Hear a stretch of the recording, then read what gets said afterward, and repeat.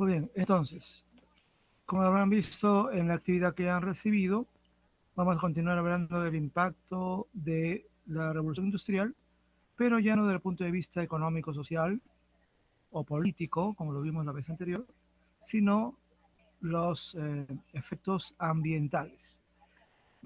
Información de la cual realmente no se precisa mucho. En el video que vimos la semana pasada se mencionó algo por un momento, y también algo en el PPT que se explicó, pero realmente no se estudia mucho realmente los efectos ambientales de la contaminación que ha generado la revolución industrial desde sus inicios hasta el tiempo presente. Y sin embargo, este efecto es evidente, dado que hablamos de que diferentes partes del planeta, los países desarrollados, han venido contaminando el medio ambiente desde hace más de 200 años, y eso definitivamente tiene que tener un efecto negativo. De hecho, creo que se podría decir que el calentamiento global tiene que ver específicamente con la revolución industrial. Entonces vamos a revisar la información porque, como ustedes ven, la actividad es muy concreta. Ustedes van a elaborar un texto explicando cómo, o mejor dicho, explicando los efectos de la revolución industrial en el medio ambiente. Entonces vamos a revisar un video y 3 textos que tratan de esto. Todo está en el EduBlog, ¿ya? Los enlaces creo que también ustedes los tienen en la actividad, pero vamos a, en este caso, ver específicamente los textos.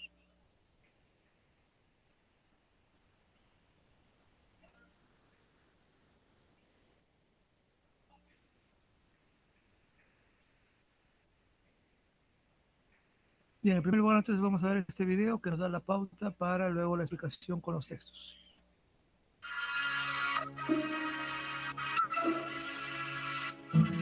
La revolución industrial, iniciada en el siglo XIX, es considerada como un hito en la historia de la humanidad. Durante la misma, se produjeron los mayores cambios a nivel político, social, cultural, económico y científico-tecnológico. En este video se abordarán las consecuencias de la revolución industrial sobre los ecosistemas naturales, como así también los ecosistemas urbanos.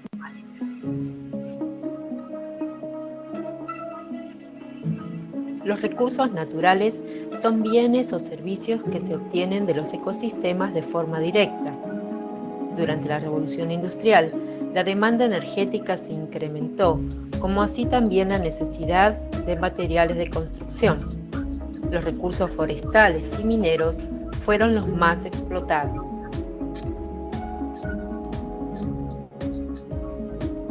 La deforestación durante el siglo XIX fue notoria.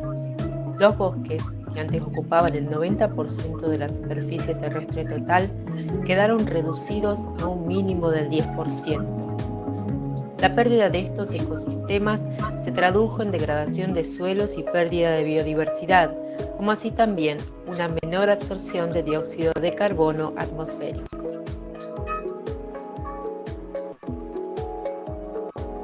El incremento de las actividades agrícolas para suplir de productos a las ciudades en crecimiento llevó a la expansión de los campos para cultivos y para la cría de ganado, con la consecuente alteración de los paisajes naturales.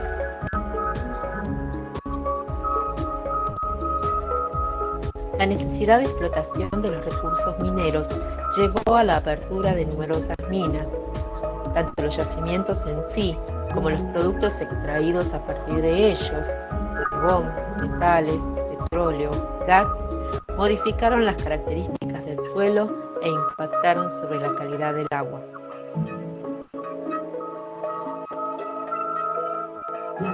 La biodiversidad es la variedad de formas de vida que se presentan en el ambiente. Durante el siglo XIX, producto de las actividades económicas y del crecimiento demográfico, los ambientes naturales fueron modificados y se observó una disminución en la riqueza y abundancia de seres vivos y de ecosistemas.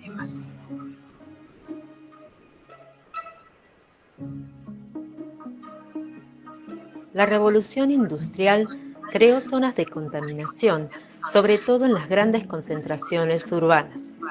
Paisajes arruinados por el humo y los gases tóxicos de las chimeneas, montañas de materiales de desecho, corrientes de agua contaminadas con residuos industriales y otras formas de contaminación que se fueron incrementando exponencialmente hasta la actualidad. En las llanuras anegadizas de Wicklow, en el norte de Inglaterra, la contaminación provocada por las antiguas fábricas hizo que la turba se tornase más ácida que el jugo de limón. Las precipitaciones contaminadas, con el humo expulsado por las chimeneas de las fábricas, acabaron rápidamente con el musgo que protege la turba. Sin su protección, la tierra es erosionada y los sedimentos son arrastrados a las reservas de agua, contaminando así las capas subterráneas. Hoy, las compañías encargadas de las plantas de tratamiento de agua deben gastar grandes sumas de dinero para filtrarla y hacerla potable. Las minas abandonadas que datan de la Revolución Industrial son causantes también de la contaminación del agua. Cuando se inundan, el excedente de agua llega a los ríos y a las tierras aledañas y se han detectado sustancias como el cadmio, el zinc, el plomo y el arsénico. El uso de los combustibles fósiles, como el carbón, produce dióxido de carbono, vapor de agua, óxidos de azufre y productos volátiles originados por la combustión incompleta. Así, desde el inicio de la Revolución Industrial, las concentraciones de estos gases se han ido incrementando, sentando las bases del cambio climático que experimentamos en nuestros días. Los ambientes urbanos también observaron cambios. Durante la primera etapa de la Revolución Industrial, las poblaciones humanas se concentraron en las ciudades, las cuales crecieron inicialmente de forma desordenada. La clase obrera fue la que más sufrió las consecuencias de esto en su salud.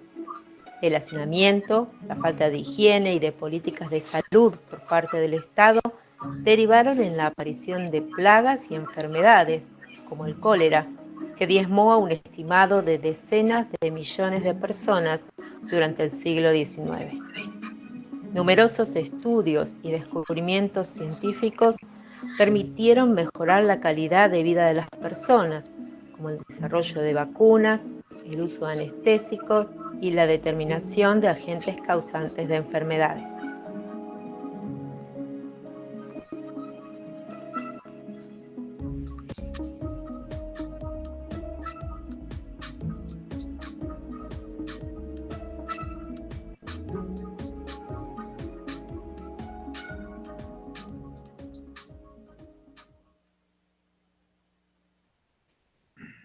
Muy bien. Entonces el video nos muestra los efectos en su gran mayoría negativos en el medio ambiente, sobre todo por la explotación de los recursos naturales, cosa que no ha parado. Una vez que inició hacia fines del siglo XVIII y sobre todo en el XIX, no ha parado esto en los países desarrollados. Igualmente, con, ha continuado con la segunda y la tercera revolución industrial y se ha convertido pues en un elemento eh, que ha dañado el medio ambiente. Es más, algunos países están tomando conciencia de buscando el cambio, pero de manera muy, pero muy lenta, dado que hay sectores económicos que son muy importantes en esos países y esos sectores económicos obviamente quieren seguir teniendo sus actividades económicas. Entonces, por ejemplo, en Estados Unidos, los mineros y las empresas que generan energía eléctrica usando el carbón, inclusive hasta el día de hoy, han tenido en la época del presidente Trump mucho apoyo, porque recuerden que este presidente pues no creía en el medio ambiente, no creía en el cambio climático, no creía en nada de eso, y él solo quería más productividad y no le importaba el cómo, ¿no? Entonces, más bien los presidentes como Obama y se supone que Biden podrían y están de hecho imponiendo el regreso a una política ambiental más acorde con el medio ambiente, Estados Unidos además es un gran productor de gas y eso es algo positivo en gran parte, ¿no? Sin embargo, también usa mucho combustible porque también es un productor de petróleo y es abundante lo que tiene. Así que en ese aspecto hay como una contradicción, ¿no? En los Estados Unidos. Países como China recién en los últimos años están intentando hacer cambios y durante años pues China es un país que quiere alcanzar a Estados Unidos, es la segunda potencia mundial y algún día quiere superar a Estados Unidos. Entonces si quiere hacerlo, tiene que producir más, más y más y obviamente eso implica eh, contaminar más, ¿no? De hecho, hay partes en China que se son muy, pero muy contaminantes, justamente porque en su deseo de ser un país industrializado, no han puesto límites a lo que están haciendo, ¿no? Y más bien en los últimos años ya están cambiando a darse cuenta que esa contaminación tiene efectos en su población. Recuerden que China es el país más poblado del mundo. Entonces, hay elementos ahí que no se pueden negar, ¿no? Desde que empezó la revolución industrial, con lo que hemos visto, en la primera revolución industrial y el uso del carbón y la máquina de vapor, a la segunda revolución industrial, donde ya apareció la energía eléctrica y comenzó a usarse el petróleo para crear combustible, que es lo que seguimos usando hasta ahora, ¿no? Y bueno, en la tercera revolución industrial apareció la energía atómica, que es más limpia en cuanto al medio ambiente y es económica, pero también tiene sus peligros, ¿no? Basta con que pase un accidente y la contaminación es terrible, lo que puede ocasionar con la energía atómica, como pasó con Chernobyl, que de repente ustedes alguna vez hayan escuchado del accidente en Ucrania en la época del comunismo y que contaminó enormemente zonas de Ucrania y también el medio ambiente, inclusive hasta Alemania, muchos otros países, y que significó también la muerte de mucha gente y eh, digamos, el abandono de muchas ciudades de esa zona y que fue un accidente pues por descuido de las autoridades comunistas en ese país. Y lo que pasó hace algunos años nada más en Fukushima, en Japón, que en ese caso no fue un accidente, sino un terremoto tan fuerte que causó la contaminación, la destrucción de una planta atómica, una planta nuclear, y esa destrucción ocasionó la contaminación del mar y también del aire en extensas zonas de la ciudad de Fukushima en Japón. Entonces estamos hablando de cosas pues que sea por cuestión humana o sea por una cuestión natural, pueden ser gravemente contaminantes, ¿no? Bueno, entonces vamos a ver ahora las partes informativas. Y para que ustedes puedan escribir su texto comentando esas consecuencias, hay estos tres textos, ¿de acuerdo? Acá ustedes ven de letras verdes, de letra anaranjada y de color morado. Estos tres textos nos dan la pauta, además claramente del video que les puede servir para que ustedes puedan explicar los efectos negativos de la revolución industrial en el medio ambiente. Vamos a ver en primer lugar el texto, ¿ya? Un momentito.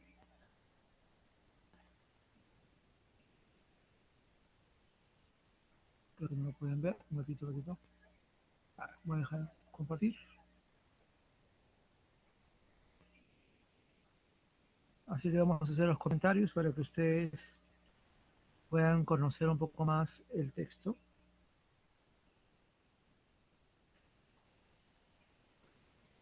Bien, acá tienen ustedes un texto de la BBC News y dice el grado tóxico de la revolución industrial. Un texto del año 2012 y vamos a comentar solamente algunas partes. Evidentemente ustedes tienen que leerlo con calma, pero lo que ahora menciona es que, como vimos en el video, ¿no? No se puede negar que la revolución industrial, impulsada por Inglaterra en el siglo XIX, es uno de los hitos que generó los mayores cambios tecnológicos, económicos, sociológicos y culturales de la historia de la humanidad. Todo eso ya lo hemos visto en las últimas clases. Ahora, Esta tremenda transformación también creó un sinnúmero de problemas ambientales. Y según los expertos, los metales como el plomo o el estaño continúan desprendiéndose de las minas y contaminando fuentes de agua potable, envenenando ríos, contribuyendo al cambio climático y afectando grandes áreas del paisaje. Ahora, hay que indicar que es una cosa diferente a los países que son desarrollados, donde sí hubo revolución industrial. Me refiero pues a los Estados Unidos y me refiero sobre todo a Europa Occidental y a algunos países, ¿no? Como Australia, China, ¿no? Que son países que sí han tenido revolución industrial. No necesariamente al mismo tiempo, ¿no? Algunos han pasado por eso después, pero sí han tenido un cambio sustantivo a partir del desarrollo industrial, ¿no? Y otra cosa es diferente, los países como el nuestro, ¿no? Que tenemos minería, tenemos industrias, pero que nunca hemos pasado por una revolución industrial, ¿no? No hemos pasado por eso, ¿no? Y tal vez en parte es bueno que no hemos pasado por eso. Entonces, que obviamente en otros países también tienen problemas de contaminación, claro, pero no en la misma circunstancia o por las mismas razones que los países industrializados. Lo que estamos leyendo es sobre aquellos países que, habiendo pasado por la revolución industrial, ahora todavía tienen consecuencias con ello, ¿no? Como dice acá, ¿no? La contaminación de ríos, de fuentes de agua y la contribución al cambio climático, porque las industrias pues continúan, aunque hay que decir que, por ejemplo, Europa está cambiando lentamente, pero está cambiando al uso de energías renovables, energías más naturales, más ecológicas, pero claro, está cambiando en la medida de todas sus posibilidades, ¿no? En cambio, otros países no tanto, pero muchos países sí lo están haciendo. Y dice acá, ¿no? A menos que hagamos algo, eh, sentiremos el impacto por muchos años más, ¿no? Eso lo dice Hugh Potter de la Agencia Medioambiental de Reino Unido.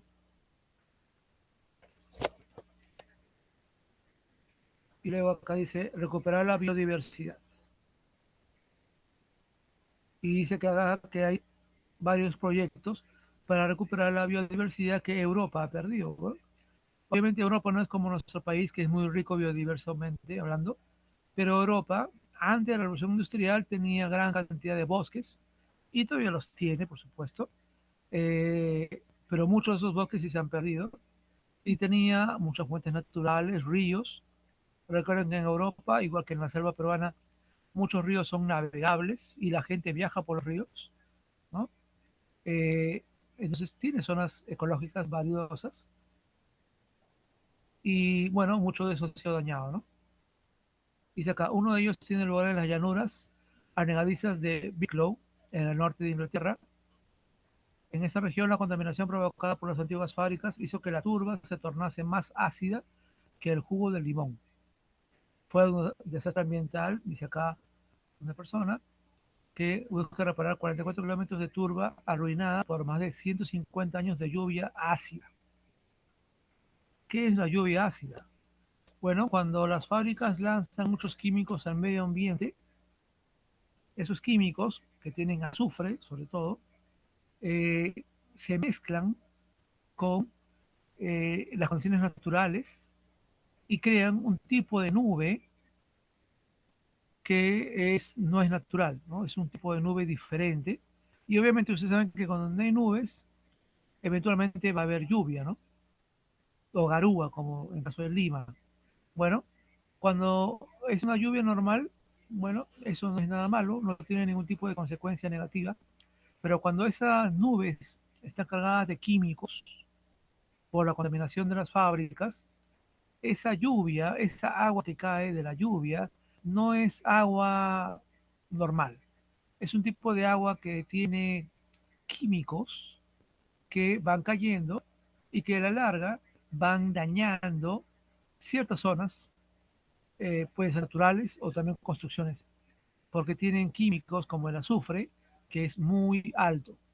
Entonces, a ese tipo de fenómeno, que no ocurre en el Perú, por cierto, se le llama lluvia ácida, ¿no? Acá no ocurre porque, como dije, Perú no es un país que tenga tantas industrias como para contaminar igual, ¿no?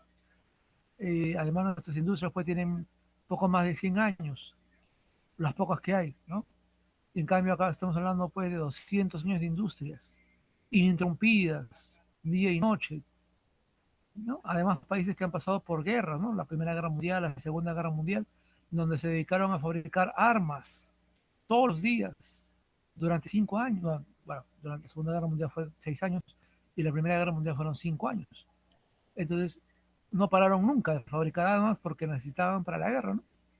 Entonces, el daño que se ha causado ahí es enorme, de tal manera que Europa sí sufre en algunas zonas de lluvia ácida. En cambio, nosotros no. Dice acá, estas precipitaciones contaminadas con el humo expulsado de chimeneas acabaron con el musgo que protege la turba. Al quedar sin cobertura, la tierra es erosionada y los sedimentos son arrastrados a reservas de agua, por lo que las compañías encargadas de las plantas de tratamiento de agua deben gastar grandes sumas de dinero para filtrarla y hacerla potable. Entonces no hay nada que proteja el suelo y cuando llueve, eso arrastra el suelo, la arena, el piso, la tierra y obviamente eso es arrastrado por los ríos y como dice ahí el texto, una de las empresas que potabilizan el agua tienen que invertir más para eliminar toda esa tierra del agua, ¿no? Imagínense que tú abres tu caño y te cae agua con tierra. Obviamente eso nunca lo podrías ver, ¿no? Ni siquiera hervir. Oye, todo eso tiene que quedar en la planta de tratamiento de agua, ¿no? Y ahora eso les cuesta más a ellos, ¿no? Implica un gasto enorme. Cuando están en buenas condiciones, los páramos son muy absorbentes, actúan a modo de esponja y evitan las inundaciones. Al estar dañados, el agua se escurre fácilmente. Estos páramos de turba, que es una zona ecológica allá en Inglaterra, son uno de los mayores reservorios de carbono en el Reino Unido. Si se erosionan, el carbono se libera en el aire como dióxido de carbono. Y eso contribuye al efecto invernadero, que a su vez contribuye al calentamiento global. Dice, algunas zonas están demasiado dañadas para recuperarlas por completo, pero dicen ellos que están invirtiendo para intentarlo. Y luego están las minas abandonadas, ¿no? Y menciona acá, ¿no? Es otro caso. Uno de los problemas menos obvios es ese de las minas inundadas, que se da cuando se inundan y el excedente de agua llega a los ríos y a las tierras aledañas. En el Reino Unido, las minas abandonadas antes de 1999 no tienen la obligación de descontaminar la zona. Y mientras que existe un organismo público encargado de lidiar con los problemas generados por las minas de carbón, recuerden que las minas de carbón era lo que más se usaba para las industrias. Los esfuerzos por limpiar las minas que no son de carbón han sido poco sistemáticos. Dice acá que hay más de 3.000 kilómetros de canales de agua en el Reino Unido afectados por sustancias como el cadmio, el zinc, el plomo y el arsénico. Creo que en algún tema ya hablamos de la contaminación por plomo y arsénico, ¿no? Eh, Creo que hablamos alguna vez de ventanilla y el plomo, ¿no? Entonces ya sabemos que eso daña el crecimiento, el aprendizaje. Entonces no es diferente lo que pasó allá en Ventanilla con lo que pasa ahora, ¿no? Con estas minas abandonadas, que en realidad una mina no se debe abandonar, ¿no? Sino que una mina tiene un proceso de cerrado y que implica dejarlo todo tal como está, obviamente todo vacío, ¿no? Ya se han sacado todos los minerales y cuando ya no hay nada, poco a poco la mina va cerrando, tapando todo y invirtiendo para que quede igualito como estaba al principio, pero obviamente hueco, ¿no? Bueno, no hueco, sino todo tapado, ya sin minerales. Ahora eso se llama pues plan de cierre de mina, ¿no? Pero es cierto, lo que dice acá es cierto, antes no había eso, cuando una mina cerraba, dejaban todo así como estaba. Y en el Perú también tenemos esos casos, ¿no? Y eso porque no había antes legislación ambiental. Y dice acá, ¿no? Antes de 1999. Y es muy cierto. En la década de los 90 es cuando recién van a crearse la legislación ambiental sobre las minas. Acá en el Perú también, con Fujimori llegó eso acá. Antes de eso no había ese tipo de legislación y no había ningún tipo de problemas, ¿no? O sea, las minas eran abandonadas y hay lo que se llama pues los pasivos ambientales, ¿no?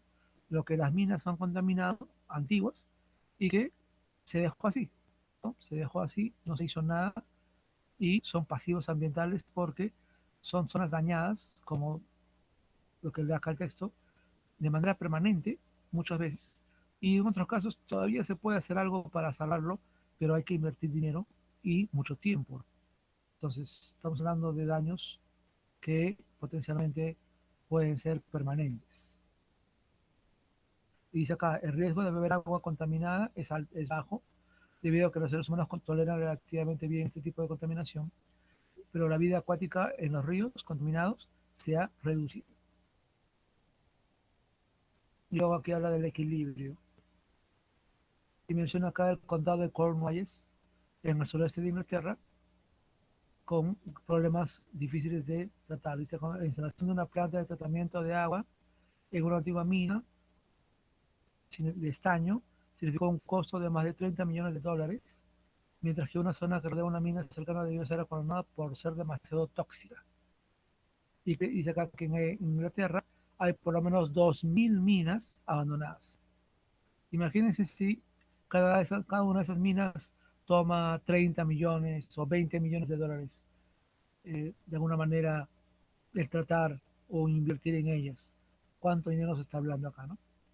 Entonces, dice, la magnitud del problema a nivel nacional inglés, ¿no? Está empezando a identificarse, ¿no? Una estimación reciente indica que el costo de tratamiento puede ser de 600 millones en los próximos 10 años. Entonces ahora los ingleses se están dando cuenta que ciertamente, ¿no? La revolución industrial los hizo enormemente ricos y los hizo ser una potencia mundial durante más de un siglo. Inglaterra fue la número uno en el mundo durante el siglo XIX hasta que empezó la Primera Guerra Mundial. Pero ahora van a tener que gastar muchos millones de dólares, o en el caso de ellos, ¿no? Libras esterlinas, para solucionar los problemas ambientales, para que esos problemas ambientales no dañen la salud de su población. Dice acá, tan profundo ha sido el impacto de la contaminación en algunos paisajes que en algunas zonas ha comenzado a surgir una mezcla inusual de plantas y vida silvestre. Y acá mencionan el caso de Cornwallis nuevamente, ¿no? Están buscando la solución a esos casos de zonas que ahora están protegidas. Bien, entonces acá tenemos tres ejemplos ingleses, ¿no? Del país donde empezó todo, que nos muestran pues las consecuencias de la contaminación en ese país. Veamos otro texto.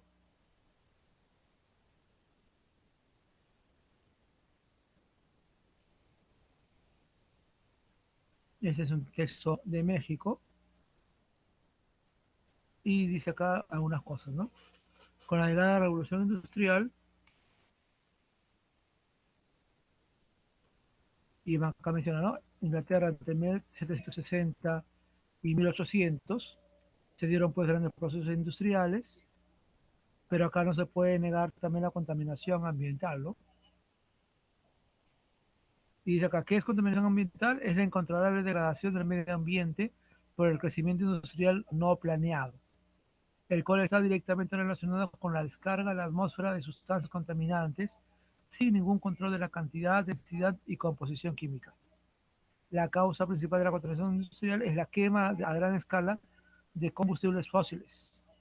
Y recuerden que la primera revolución industrial fue el carbón, en la segunda fue el petróleo y luego posteriormente el gas, ¿no? Más el agua residual envenenada que contamina tierras, ríos y lagunas. La palabra fósil deriva del término fósiles o excavación con referencia al hecho de que la mayoría de los combustibles fósiles fueron convertidos en fósiles a través de un largo proceso de permineralización. Y obviamente todo eso ha dado origen a combustible que conocemos como petróleo, del cual hay un montón de derivados que seguimos usando, ¿no? Tal vez el más evidente es el combustible para los autos, aviones, el plástico también es un derivado del petróleo. El problema de la contaminación industrial afecta al aire, el agua y la tierra. Y las cosas más comunes son los combustibles fósiles, la quema de combustibles fósiles, y eso persiste hasta el día de hoy todavía. Y bueno, desde que empezó la segunda revolución industrial en el siglo XIX, la mayor parte de los combustibles que usamos son combustibles fósiles, ¿no? Petróleo y gas. El sobreuso de fertilizantes y pesticidas sin control, y eso por la agricultura. Recuerden que ya también creo que hemos mencionado eso en otro tema, que la contaminación por el uso de esto es evidente en la comida y es para que, bueno, las plagas no destruyan, ¿no?, los cultivos, y ciertamente los cultivos son más fuertes, pero ahí puede haber siempre peligro de algún tipo de contaminación por los pesticidas. El manejo y almacenamiento inapropiado de desperdicios orgánicos e inorgánicos, como el plástico, desechos de fábricas, hospitales, restaurantes, mercados y conjuntos habitacionales.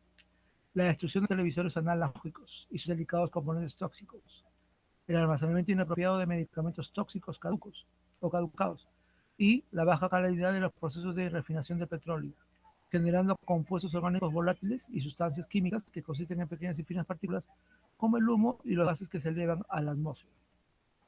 Lo que nos están indicando acá es que desde la primera revolución industrial y la segunda revolución industrial tenemos basura, basura en forma de muchas cosas que obviamente una parte de eso se puede reciclar, sí, y se puede reutilizar o reiniciar de alguna manera su reuso de alguna forma, ¿no?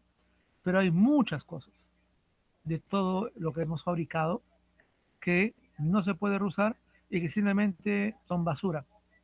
Basura que va contaminando el suelo, el agua, como los plásticos, ¿no?, que ya sabemos por otro tema que también trabajamos en este año, que son uno de los principales problemas de la contaminación en los mares y que pueden terminar inclusive nuestra comida como microplástico, o que inclusive pues dañan de forma irreversible la vida marina. Entonces todo eso ha surgido con las revoluciones industriales.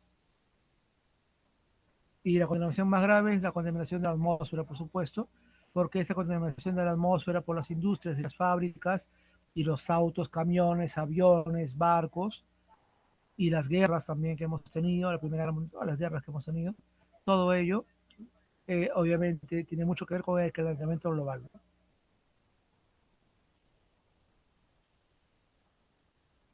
Muy bien. Veamos el último texto.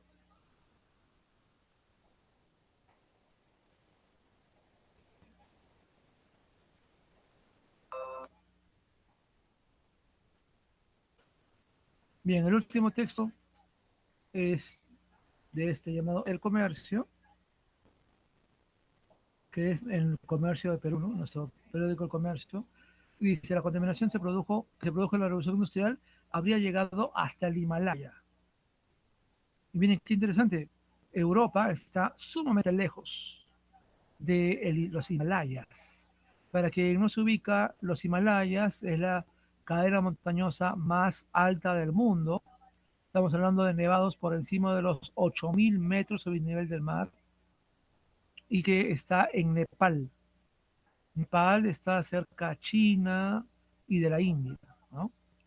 Y es la zona, pues, donde le llaman el techo del mundo, ¿no? Literalmente es la zona más alta que hay en el mundo, y solamente alpinistas experimentados, bien preparados, o en todo caso con una preparación especial, pueden ir ahí porque es tan alto que el peligro de muerte es altísimo por las condiciones y la altura, ¿no? Pero miren, acá menciona que la contaminación ambiental llegó hasta allá. ¿Y cómo? Pero si allá no hay industrias. Nepal vive del turismo y más allá de eso no tiene nada Nepal. Dice acá: los seres humanos alteraron uno de los picos más altos del Himalaya cientos de años antes de que pudieran poner un pie en la zona. Se llegó a los Himalayas recién a inicios del siglo XX, ¿no? Antes era imposible porque no había la forma ni el equipo para poder llegar hasta allá, ¿no? Hubo mucha gente que lo intentó y o murieron o tuvieron que desistir porque era dificilísimo con las herramientas y lo que ellos conocían del alpinismo antes. Dice acá un estudio que apunta que los subproductos Los subproductos de la quema de carbón en Europa pudieron haber viajado hasta allí. Los investigadores analizaron en concreto el glaciar Daswopu en el Himalaya central y constataron que el uso de la contaminación de carbón en la revolución industrial comenzó a provocar emisiones que creen que fueron transportadas por los vientos hasta el Himalaya. Imagínense cómo la contaminación desde Europa ha llevado, o el viento ha llevado contaminación o restos químicos de carbón hasta esta zona. Y eso se ha publicado en una revista norteamericana, ¿no? Los datos son fruto de un estudio mayor de un equipo nacional que viajó a Dosuopo en 1997 para perforar núcleos de hielo del glaciar, análisis que proporcionaron un registro de las nevadas, la circulación atmosférica y otros cambios ambientales a lo largo del tiempo. Este es Dosuopo, a 7.200 metros sobre el nivel del mar. Es el sitio de mayor altitud en el mundo donde los científicos han obtenido un registro climático en una nota y que esta es una de las este nevado es una de las 14 montañas más altas del mundo, ¿no? Los núcleos de hielo operan como una especie de línea temporal, ya que muestran la formación del nuevo hielo en capas de un glaciar y a lo largo del tiempo. Y se acá que ellos han podido mostrar que el hielo que han extraído se formó entre 1499 y 1992. Y su objetivo era ver si la actividad humana había afectado al hielo de alguna manera, y ellos han demostrado que sí, ¿no? Han encontrado restos de carbón en ese hielo, ¿no? Y acá mi equipo encontró niveles más altos que los naturales de varios metales tóxicos, incluyendo cadmio, cromo, níquel y zinc en el hielo, a partir del año de 1780, casi cuando comenzaba la revolución industrial en el Reino Unido. Todos estos metales son subproductos de la quema de carbón, ¿no? Una parte clave en la industria a finales del siglo XVIII y a lo largo del siglo XIX y XX. Los investigadores encontraron que estos metales fueron probablemente transportados por los vientos de invierno a que viajan alrededor del mundo de oeste a este.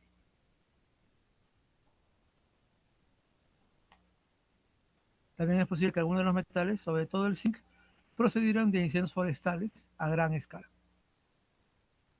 entre los siglos XIX y XX. Para Paolo Gabriel, investigador principal de estudio, la contaminación apareció mucho antes que los humanos escalar las montañas alrededor del Dosuopu, ¿no? Dice acá que los primeros escaladores alcanzaron el Everest recién en 1953 y el Shishapangma, donde está el Dosuopu, fue escalado recién el año 64. O sea que la contaminación llegó antes que los escaladores, ¿no? Los alpinistas. En cuanto a los niveles metales, Gabriel explica que los encontrados serán más altos que los que existieran naturalmente, pero no eran suficientemente altos como para ser agudamente tóxicos o venenosos.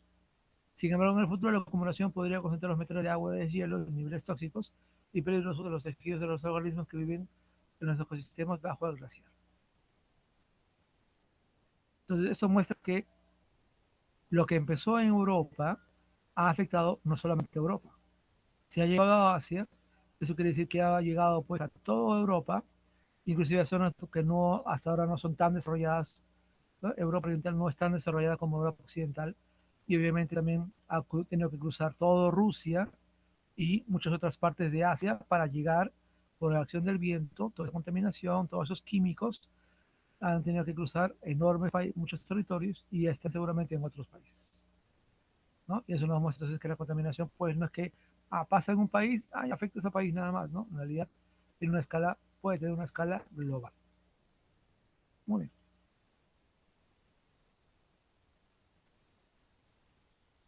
Muy bien, entonces, la idea es, los textos espero que hayan podido servir, creo que nos han hecho bastante, y el video también. Así que, como ven ustedes en la actividad, lo único que tienen que hacer es escribir o explicar en un texto eh, cómo la revolución industrial ha tenido un impacto negativo en el medio ambiente. Como en otros textos, se recomienda tres partes.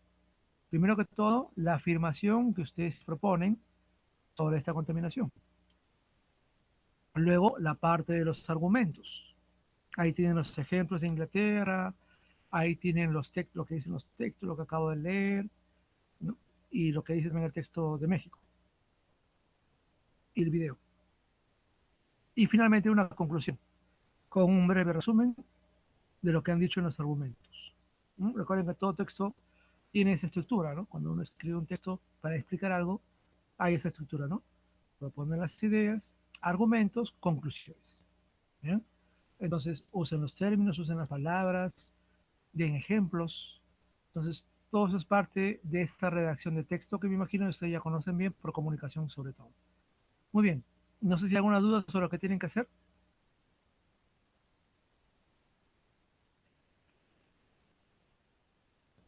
No, profesor. Gracias. ¿Ninguna duda? ¿Ninguna duda? Ninguna, profesor. Gracias, Gabriela. Muy bien, entonces no hay mayores dudas. Antes de pasar lista y terminar la grabación, recordarles, miren, ya estamos empezando diciembre prácticamente esta semana.